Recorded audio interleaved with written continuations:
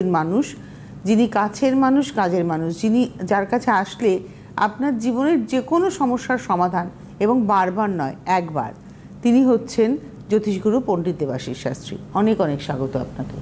নমস্কার। নমস্কার দর্শক বন্ধু, আমার মা ও ভাই বোনেরা, দূর দূরান্ত কাছে পিঠে যারা প্রতিনিয়ত সৌভাগ্যের দিশার অনুষ্ঠান দেখছেন, সকলকে আন্তরিক অভিনন্দন এবং শ্রদ্ধা জ্ঞাপন করছি। জ্যোতিষগুরু পণ্ডিত দেবাশিস শাস্ত্রী, আপনাদের এই কাছের মানুষ, কাজের মানুষ, সকলের দেবাশিসদা।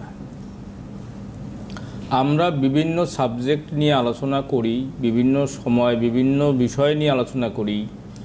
তার মধ্যে সমস্ত মানুষের দৈনন্দিন জীবনের যে সমস্যা, সেগুলি নিয়ে আমরা বিস্তারিত আলোচনা করি যে মানুষের এত সমস্যা কেন হচ্ছে।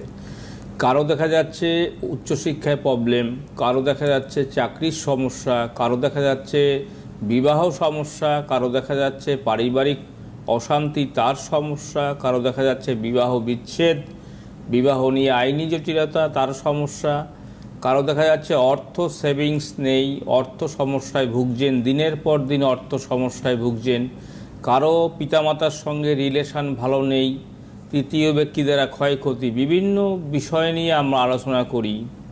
আজকের আলোচনা হচ্ছে কর্মে বিভ্রান্তি, কর্মে আশানুরূপ ফল না পাওয়া। এটা নিয়ে আমরা যে আলোচনায় যাব, আজকে লাইভ ফোনিং অনুষ্ঠান, নিশ্চয়ই আপনারা ফোন করবেন, কোনো অসুবিধা নেই।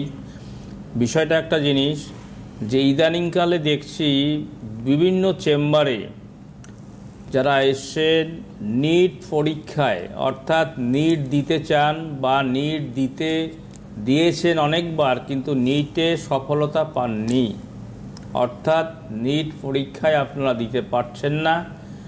পিতামাতা বারবার চিন্তা করছে যে আমার ছেলে কবে নিটে বসবে, কবে নিটে বসবে, কবে নিটে বসবে, নিটে কী করে ভালো রেজাল্ট করবে, কিন্তু সেটা হচ্ছে না।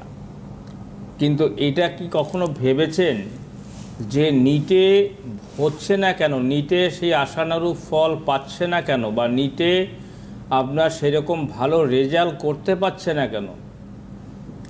যদি লগ্নপতি শনি যদি দশমে অবস্থান করে, তাহলে নিটে আপনি যতবার নিট পরীক্ষা দেবেন সেখানে কিন্তু বাধাপ্রাপ্তি আসবে, আপনি নিটে বসতে পারবেন না। লগ্নপতি শনি যদি দশমে অবস্থান করে, এটা যেমন একটা খুব মারাত্মক সমস্যা।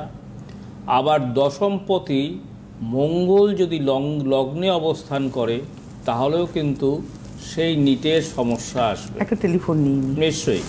নমস্কার।